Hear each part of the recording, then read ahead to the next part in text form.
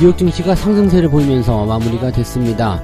자, 뭐 반발 매수가 들어왔다, 뭐 매도세가 이제 없어지고 매수세가 들어오기 시작했다, 뭐 등등 여러가지 얘기가 있습니다만, 일단은 뭐 상승을 보일 만한 그런 위치에서 올라갔다, 뭐 이런 평가도 좀 있고요.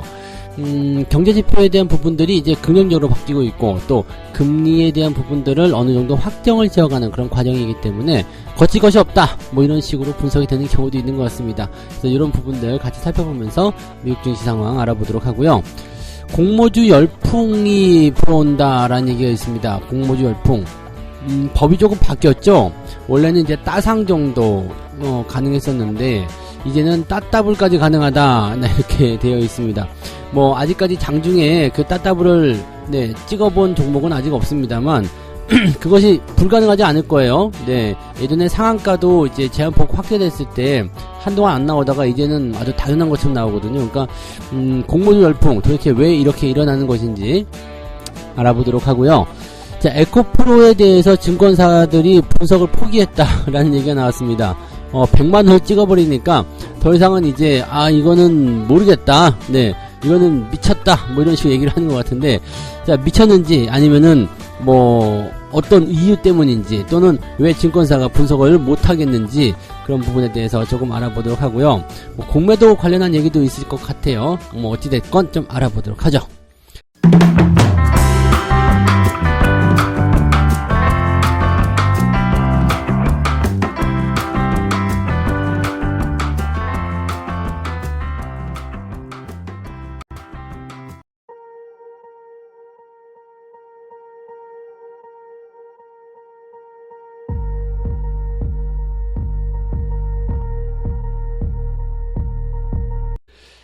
네, 반갑습니다. 7월 11일 화요일입니다. 자, 오늘이 초복이에요. 맛있는 거 드시고, 날씨가 굉장히 좀 습기가 있으면서도 더운 그런 날이 될 것 같아요. 비도 온다고 그러죠. 그러니까 건강한 음식들 드시면서 건강하게 여름을 나실 수 있도록 하시기 바랍니다. 일단은 미국 증시가 상승세를 보이면서 그래도 그나마 좀 낫지 않나 이 생각을 좀 해봅니다. 다우지수가 0.6% 정도 상승했고요. 나스닥은 0.18% 상승 마감을 했습니다. 둘 다 이제 출발은 괜찮았어요. 그러다가 이제 나스닥 쪽은 변동성을 좀 많이 보였죠. 다우지수는 상승 출발한 이후에 꾸준하게 그래도 유지가 되면서 상승 흐름을 연결해 나간 것과는 좀 반대로요. 나스닥은 상승, 그 다음에 급락했다가요, 다시 또 올려놨다가 또 다시 내려갔다가 또 다시 올라갔다가 결국에는 마감 무렵에는 긍정적으로 마무리가 됐어요. 그래서 기술주 쪽에 뭐 문제가 있나 싶을 정도의 어떤 움직임이 아닌가 생각합니다. 일단은 뭐 테슬라가 좀 내려가긴 했어요. 목표 주가를 좀 올렸음에도 불구하고 하락 마감을 했는데, 다른 기업들 있잖아요. 루시드, 리비안 뭐 이런 그 전기차 관련주들은 또 올랐단 말이죠. 그러니까 이게 뭐 테슬라의 문제인지 아니면 기술주의 문제인지 뭐 이런 쪽으로는 우리가 아직 판단하기 좀 어렵습니다. 다만 금리에 대한 부분들 앞두고서 이제 이 나스닥 지수가 움직인다는 것은 기술주들이 금리에 대해서 약간은 예민한 반응을 보이고 있는 것 아니겠느냐, 이렇게 판단이 되고 있는 부분이 될 수가 있겠죠. 자, 이 부분 참고하시고요. 다우지수가 올라간 것은 경제지표상에서는 별 문제가 없어 보인다라는 얘기가 되겠죠. 이 이야기를 한번 알아보도록 합니다. 내용을 보면은요, FOMC에서는 이제 오는 7월 회의에서 이제 다다음 주에요. 25일날 시작되는 이 FOMC 회의에서 기준금리를 인상할 가능성을 거의 90% 정도로 잡고 있다, 이렇게 얘기가 되어 있습니다. 물론 이제 시장은 7월 이후에 어떤 행보를 보이게 될 것인지 여기에 더 주목하는 모습인 것 같은데, 이 CPI 지표가 이제 내일 발표가 됩니다. 오늘은 아니고 내일 12일날 발표가 되는데 여기에 다들 주목하고 있을 거라 생각합니다. 6월달 CPI가 전달보다 0.3% 오르고 지난해 같은 기간보다는 3.1% 올랐을 것으로 예상하고 있다. 자, 이 정도면은 뭐 아주 좋은 수치라고 보시면 되겠습니다. 그래서 뭐 이런 상황의 어떤 기대치를 좀 보여주는 부분이 좀 될 것 같고, 이 인플레이션이라 볼 수 있는 이 CPI, 소비자 물가지표죠. 이것이 지난달에는 이제 4%대까지 떨어졌었다가 이번에 다시 3%대로 떨어진다. 인플레이션이 둔화되고 있다는 것을 완벽하게 보여주는 내용이 아닐까 생각합니다. 자, 근데 여기에서 이제 이 CPI 지표가 계속 떨어지다 보니까 이제는 이걸 가지고 핑계를 삼지 않고 뭘로 삼아요? 근원 CPI로 봐야 된다. 이렇게 얘기가 나오고 있습니다. 근원 CPI는 뭐냐면 이제 핵심 코어라고 봐야 되나요? 이제 핵심 지표라고 보시면 되는데 이 변동성이 큰 것들을 좀 제거하는 거예요. 근데 지금 이 우리가 보고 있는 이런 CPI 지표 같은 경우는 뭐 유가라든지 이런 에너지 부분이 많이 들어가 있어요. 이 CPI 지표가 크게 올라가기 시작했었던 부분이 그 러시아 전쟁 이후였던 것을 기억하신다면 그 시점 이후에 유가가 많이 올라갔었거든요. 그러면서 이 CPI 지표가 같이 증가했었죠. 상승세를 보였었단 말이에요. 그러니까 이런 부분들이 이제 문제가 되니까 금리를 올려야 되겠다 이렇게 하면서 네, 주가가 떨어짐에도 불구하고 그냥 물가를 잡아야 된다면서 금리를 계속해서 올렸던 거거든요. 근데 이게 지금 떨어지고 있어요. 왜냐면 그 시점 대비해가지고, 네, 지금 유가는 많이 내려온 상태잖아요. 그러니까 그 시점 대비해서는 유가 많이 내려갔으니까 당연히 CPI 지표는 정상적으로 돌아올 수밖에 없었겠죠? 네. 근데 그것을 제외한 근원 CPI가 아직 5%다. 우리가 얘기한 건 바로 이것이 2%에 도달하는 것을 원하는 것이었다. 뭐 이런 식으로 얘기하고 있다고 합니다. 그래서 그렇게 따지면은 뭐 한도 끝도 없지 않겠는가 생각하는 부분이 좀 됩니다.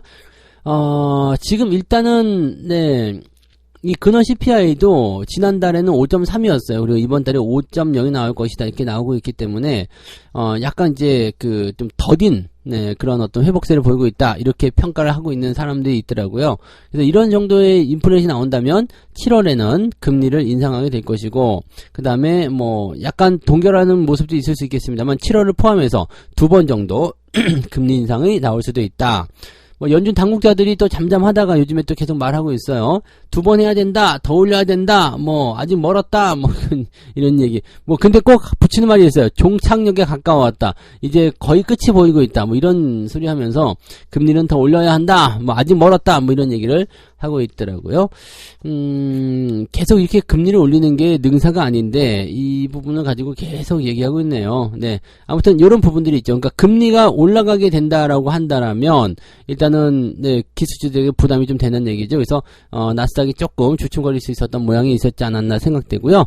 다우지수가 견조한 모습들은요. 일단 인플레이션 둔화가 되면서 또 특히나 이런 에너지 관련한 부분에서의 이런 낙폭이 좀 커졌잖아요. 그러면서 이 원자재 같은 부분의 어떤 수입 이런 부분들이 나타나게 되는 것은 대체적으로 이제 뭐 부담감을 좀 많이 줄여주는 거죠. 즉 경기가 조금 좋아질 수 있는 방향으로 가고 있다라는 식으로 가는 겁니다. 그래서 경기가 좋아지면 기업들 실적도 따라 올라가기 때문에 나스닥도 조만간 회복세 뭐 흐름을 좀 잘 만들어가지 않겠나 생각을 해봅니다. 현재로서는 뭐 걱정하실 만한 내용은 아닌 것 같다 판단이 좀 들어요. 네. 뉴욕 증시 전문가들은 뭐라고 얘기했느냐, 인플레이션이 빠르게 하락을 하고 있기 때문에 연준이 예상만큼 긴축을 못할 것이다. 지금 2번 한다고 하지만 얘네들 말만 그런 것이지 절대 못할 것 같다 라는 얘기를 하고 있어요. 그래서 여기에 대한 어떤 낙관론 또는 경계론 이런 것들이 팽팽하게 맞서고 있는 모습입니다.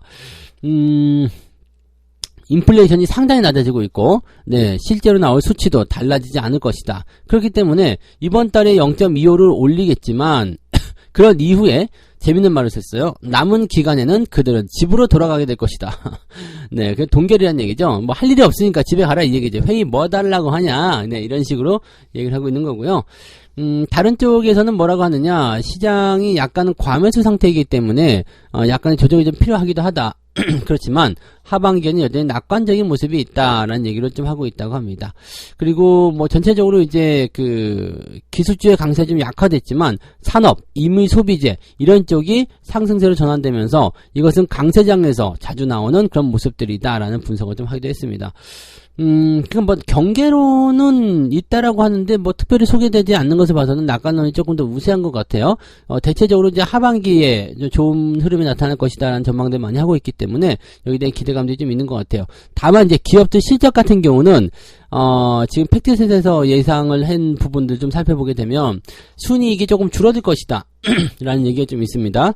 그리고 3분기에도 그런 흐름들이 그냥 연결되지 않을까라는 어떤 판단들 좀 하고 있다고 해요. 그러니까 기업들 실적 같은 경우는 일단 우리가 생각하기에는 3분기, 4분기 계속 좋아질 거다라고 생각하고 있지만 그것과 좀 반대로 움직이게 된다면 약간 경계할 필요는 있겠죠. 그래서 기업 실적들은 앞으로 조금 더 지켜봐야 될 것 같고 이번 어닝 시즌이 어떻게 나올 것인지 그 부분을 잘 체크를 해주셔야 될 것 같습니다. 자, 이렇게 보시면 국내 증시에는 별다른 영향이 없겠죠. 자, 오늘은 반등으로 연결될 수 있는 가능성을 한번 열어보고 시작을 해보셔도 좋을 것 같습니다. 네. 자, 두 번째 이야기로 넘어가도록 합니다. 공모주에 열풍이 있었네. 열풍이 있었네가 아니라 열풍 이유가 있었네. 따따블 시행이 이제 보름 정도 지나갔는데 평균 123%나 증가했다고 합니다. 지난 26일 이후에 상장한 6개 공모주들의 첫날 종가는 공모가 대비 평균 123% 상승했다. 야, 6월 1일부터 25일까지 상장한 8개 종목들은 평균 37% 올랐던 것에 비하면 3배 이상 높은 상승률이다. 자, 지금 이제 법이 좀 바뀌었어요. 기존에는 160% 상승, 즉 공모가의 260%까지가 첫날 상승폭의 한계. 그러니까 뭐였냐면 공모가의 2배를 띄워놓고 나서 그 다음에 상한가 들어가는 그 모양이었잖아요. 그래서 160% 정도 상승하는 모습이 이제 그거였는데 지금은 이게 그렇지 않아요. 그래서 즉 공모가의 260%까지가 첫날 상승폭이 한계였는데 이제는 400%로 늘어났죠. 그러면서 잘만 하면은 대박 터진다. 그래서 장중에 제가 가장 높게 올라간 게 360%인가요? 340%인가요? 거기까지 올라간 걸 한번 본 적이 있는 것 같은데 이게 CQ센이었나 그랬죠? 네. 그렇게까지 올라갔다가 내려온 모습이 좀 있었는데 이제 스펙 뭐 이런 것들도 막 빵빵 치고 올라가고요. 뭐 200% 넘는 것도 그냥 막 뚝뚝 나오고 있어요. 그러니까 이런 정도의 상승이면은 뭐 어마어마한 거 아닙니까? 네. 근데 왜 공모주에게 이런 그런 부분들을 줬을까? 라는 것을 좀 생각해 볼 필요가 있을 것 같아요. 네.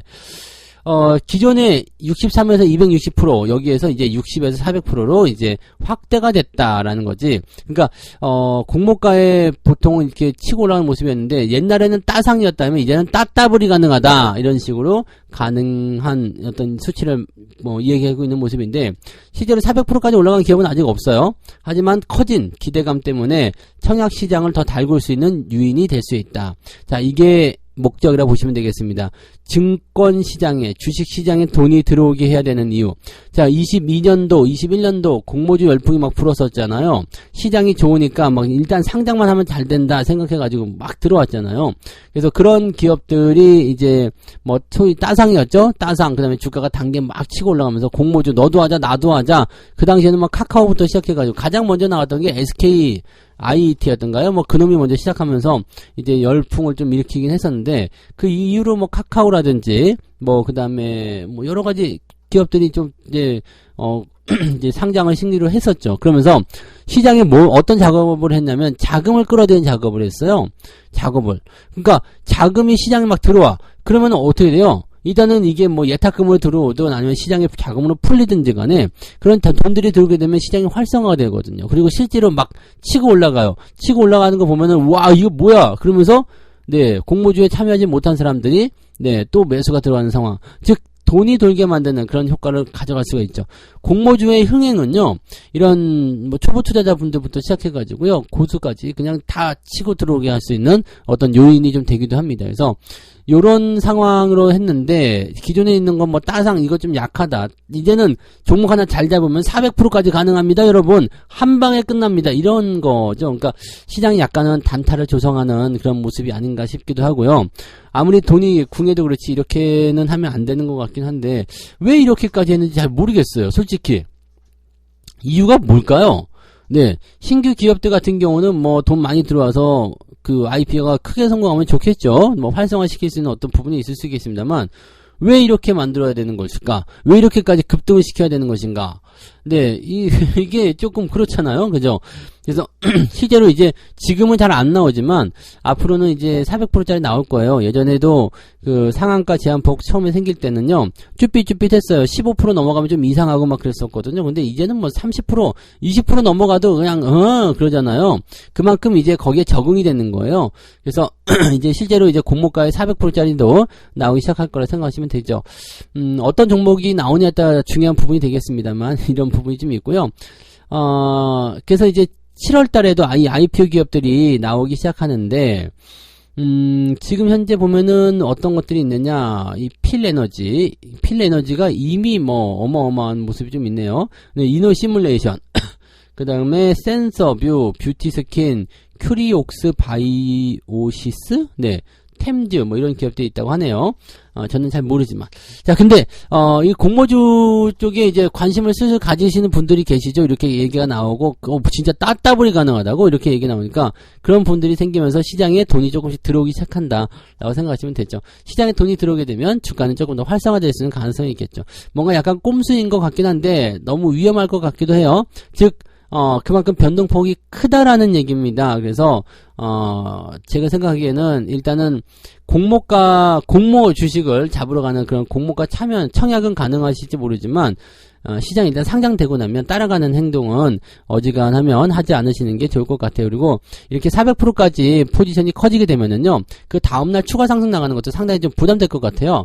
보통 자금이 많이 유입된 게 아니면은요, 400%까지 올라갔다. 근데 그 다음에 더 올라간다. 그럼 순식간에 공모주 참여해가지고 1000% 수익을 낼 수도 있는 그런 상황이 될 수도 있거든요. 그러니까, 그거는 조금, 애매하지 않겠느냐라는 생각이 들 수도 있겠죠. 그러니까, 그런 것들. 약간 도박판을 자꾸 만드는 것 같은 느낌인데, 이런 거는 그다지 저는 별로, 권장하고 싶은 내용은 아닙니다. 근데 아무튼, IPO에 기업 청약으로 들어가는 거, 그런 것들은 한번 고려해 볼만 해요. 요즘에 이렇게 인기가 좀 있을 때, 열풍이 좀 불 때 한번 생각해 볼 만도 한데, 상장하고 나서는 변동성이 굉장히 커질 수 있기 때문에 거기에 대한 주의는 반드시 필요할 것 같습니다. 그리고 순기능으로는 기업이 일단 돈을 많이 빠방하게 얻을 수 있기 때문에 뭐 기업의 안정화에 도움이 좀 될 수도 있겠고요. 그 다음에 시장에 돈이 들어오는 그런 기능 역할을 좀 해준다. 그래서 뭐 당장 시장에서는 나쁜 소식은 아닐 것 같다 생각은 드는데 그다지 권장하고 싶은 내용도 아니다라고 보셔야 되겠습니다. 참고하시고요. 자, 세 번째 이야기 넘어갑니다. 증권사도 전망을 포기했다. 누구 이야기예요? 에코프로 이야기입니다. 몰라 이렇게 되는 거죠. 자, 100만 원은 찍을 거라고 말씀드렸어요. 왜냐면 가까운 위치에 있기 때문에 그 부분은 한번 찍고 와야 돼요. 우리가 산을 막 올라가다가 어느 정도까지 왔는데 정상이 바로 눈앞에 있어. 근데 바로 돌아가지는 않잖아요. 정상 찍고 오죠. 아무리 힘들어도 거기까지 한번 갔다 온단 말이에요. 그러니까 100만 원이라는 수치는 상징적인 수치예요. 황제주가 된다라는 그런 어떤 타이틀을 얻을 수 있는 부분이거든요. 그러니까 실질적으로는 이제 16년 만에 예전에 그 동일철강이라는 기업이 이 110만 원까지를 한번 찍어줬대요. 2007년도에. 근데 2007년도 이후에는 이제 뭐 아시다시피 모든 기업들이 다 리먼 사태를 무너졌죠. 자, 아무튼 뭐 그 이후에 16년 만에 코스닥에서 100만 원짜리가 나왔다라고 되는 부분입니다. 자, 지금 현재 상황에서는 이제 96만 원에 거래를 마쳤는데 뭐 더 올라갈 수도 있고 아닐 수도 있겠습니다만 현재 수준에서 봤을 때는 상당한 고평가다라는 이야기들 많이 하고 있죠. 지금 보면은 에코프로 주가에는 2차전지 시장에 대한 투자자의 높은 기대감이 반영되고 있다. 뭐 앞으로 더 갈 것이다. 진행할 것이다. 뭐 그다음에 뭐 2차전지 소재가 관련된 그런 부분들이 북미 시장 진출에 속도를 낸다. 전기차 배터리 수요가 급증할 것이다. 등등등 여러 가지 이야기를 통해서 계속 밀어주고 있는 모습이고요. 뭐 그 IRA 이거 발표가 나오고 나서 인플레이션 감축법이요. 요거 나오고 나서 거기에 대한 어떤 이슈도 한몫한 것 같긴 한데 생각했던 것보다도 더 많은 상승이 일어났죠. 그리고, 생각했던 것보다도 더 많은 개인 투자자들이 여기에 집중이 되어 있다는 거죠. 그러니까 뭐 신규로 사시는 분들의 입장에서는, 그 고개를 절레절레 흔들 수 있는 그런 상황이 좀 될 수도 있습니다. 어쩌면, 지금 보세요.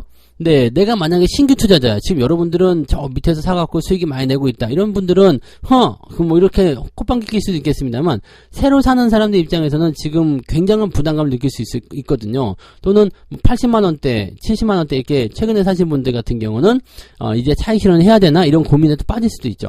그러니까 새로 들어가기도 겁나고, 또 차익 실현 해야 되는 상황이 나타날 수도 있어. 이렇게 되면은 주가의 상승에는 약간 제한이 걸릴 수밖에 없지 않겠습니까? 그래서 그런 부분들인데, 뭐 어쨌든 증권사 쪽에서는 지금 목표주가 40만원대로 계속 잡고 있어요. 왜냐면 그게 현재 분석할 수 있는 분석 툴에서의 한계점이라고 봐야 되겠죠. 분명히 분석적으로 봤을 때, 이론적으로 봤을 때는 이 가격이 맞아. 그런데 지금 저렇게 많이 올라갔어. 그래서 예전에 뉴턴의 이런 이야기가 있었잖아요. 사람들의 광기는 해석할 수가 없다. 하늘의 어떤 그런 이치는 내가 알 수 있겠지만, 만유력도 알 수 있겠지만, 사람들의 광기는 내가 알아낼 수가 없겠다.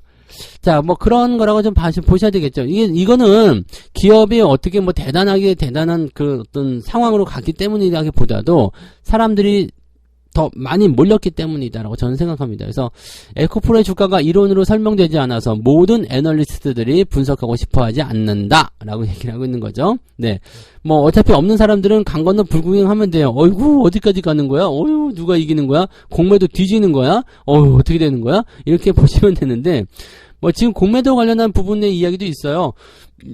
그래서 뭐 공매도를 한 그 투자자들이 손실이 많이 나니까 이제 쇼스퀴즈로 그 환매를 통한 환매수죠. 환매수를 통해서 주가가 오히려 더 올라갔다. 뭐 이렇게 얘기가 나오기도 하더라고요. 근데 이 뭐 공매도 포탈 조금만 들여다보시면 아시겠지만 잔고가 그렇게 많이 줄어들지 않았습니다. 주가를 이렇게 끌어올릴 만큼의 그런 쇼스퀴즈라고 생각하기는 좀 어렵죠. 그래서 그다음에 공매도도 또 꾸준하게 나오고 있기도 하고요. 그래서 그쪽은 아닌 것 같고요. 뭐 여전히 그렇습니다. 뭐 남들 따라서 사는 건 절대 금물이다. 자기의 판단이다. 이런 얘기들 나오고 있습니다만 뭐 스스로 판단을 해야 될 그런 내용이 아닐까 생각합니다. 이거야말로 진짜 그런 것 같아요. 그래서 에코프로에 대한 부분들은 저는 어차피 매수 의견은 없어요. 그렇지만 가지고 계신 분들 입장에서는 네 항상 네 올라갈 때는 그냥 상관이 없어요. 뭐 그게 광기로 올라가는 것이든 뭐 미쳐서 올라가는 것이든 아니면 제대로 올라가는 것이든 그거는 뭐 중요하지 않습니다. 일단 올라가고 있는 게 중요하죠. 올라가고 있다라면 그냥 놔두세요. 놔뒀다가 변화가 생길 때 팔아먹는 전략들이 반드시 필요하다. 그러면 매수는 어떻게 할까요? 그거는 알아서 하셔야 될 것 같아요. 지금 뭐 사지 마라 했는데 더 올라갈 수도 있는 거고 사라 했는데 떨어질 수 있는 거잖아요. 그러니까 이거는 이제 이 상태는 뭐 일단은 기본적으로 느껴져요. 아니, 정상이 아닌데? 라는 생각도 약간씩 하시는 분들이 더 많을 거란 말이죠. 그러니까 그런 부분에 대해서는 네, 스스로의 판단을 가지고 대응하셔야 되는 것 같고요. 중요한 건 일단 변화의 조짐이 생긴다. 움직임이 이상해진다고 한다면 그 즉시 빠져나와야 되는 것이 네, 맞을 수 있을 것이다. 뭐 내려갈 때 더 사야 된다. 이런 식으로 나오시는 분들 굉장히 많으실 텐데 그런 것보다는 일단 빠져나오시는 것이 중요한 전략이 될 것이다. 라고 생각을 해주시는 게 맞겠죠. 네. 참고도 하시고요. 일단 증권사가 포기했다고 그러니까 더 장같이 한번 지켜보자고요. 자, 이렇게 해서 오늘 세 가지 이야기 말씀드렸습니다. 물가와 실적 주시하면서 미국 증시는 상승했다. 물가 지표는 별 문제는 없어 보이는데 금리는 올린다고 하고 실적 같은 경우는 3분기 때는 조금 부진할 것이라는 얘기까지도 나오고 있기 때문에 투자자들은 이러지도 못하고 저러지도 못한 갈팡질팡한 모습. 하지만 네, 당장 눈앞에 놓인 CPI 지표는 긍정적으로 보여지기 때문에 주가는 상승했다. 경기는 좋아진다. 이런 식으로 얘기가 나오고 있습니다. 자, 공모주가 400%까지 상승할 수 있는 그런 길을 열게 되면서 사람들이 많이 몰리고 있다고요. 자, 아무래도 꼼수를 쓴 것 같아요. 시장에 사람들을 더 많이 끌어올리기 위해서 더 큰 떡밥을 던져준 것이 아닌가. 약간 그렇게 되면 더 큰 변동성에 사람들이 더 많이 노출될 수 있기 때문에 지금 당장은 뭐 언발에 오줌 누니가 따뜻할 수 있겠습니다만 그것이 다 누우 나면 어떻게 돼요? 네, 또 다시 차갑게 얼면서 더 큰 고통을 동반할 수가 있다는 얘기죠. 그러니까 이런 변동성에 또 많은 개인 투자자들이 다치지 않도록 지금은 상장하고 나서는 건드리지 않는 것으로 가는 것이 유리하지 않을까 생각이 듭니다. 자, 에코프로는 증권사도 이제 분석을 포기했다고 합니다. 니들 멋대로 해라. 모르겠다. 나 이제는 안 할란다. 네. 알아서도 하십시오! 라고 얘기를 하고 있다고 합니다. 네, 그래서 이런 부분들은 진짜로 여러분들이 이제 알아서 하셔야 되는 상황이 좀 된 것 같아요. 근데 100만원 터치도 했고, 이제 할 거 다 한 것 같아요. 에코프로로서는 이제 명예의 훈장들을 다 받아낸 것 같아서, 이제 슬슬, 네, 조심을 좀 해야 되는 위치가 아닐까, 뭐 계속 생각되는데, 항상 조심은 해야 돼요. 그리고, 어쨌든 주가는 상승하고 있기 때문에 이 부분에서는 일단 좀 지켜보다가 변화가 좀 생길 때, 뭔가 좀 움직임이 나빠졌을 때, 그럴 때 너무 늦지 않게 대응들 좀 하셨으면 좋겠습니다. 참고하시고요. 네. 책 한 곡 읽고 마무리하겠습니다. 성공적인 투자를 위해서는 특히 전문 트레이더들에게서는 정보가 매우 중요한 요소라는 점은 의심이 없는 사실이다. 의심의 여지가 없다. 신뢰할 수 있는 정보를 입수한 사람은 다른 투자가들에 비해서 발빠르게 유리한 위치를 점령하게 된다. 그러나 개인 투자가들의 경우에는 정보의 양보다 질이 더 중요하다. 아무리 많은 뉴스를 들을 필요가 없어요. 뉴스를 많이 들으면 뭐 할 겁니까? 이것저것 막 헷갈리기만 하죠. 예, 그래서 의자왕의 삼천국녀가 행복했겠습니까? 아니죠. 네. 그거랑 관계가 없나? 네. 아무튼, 네.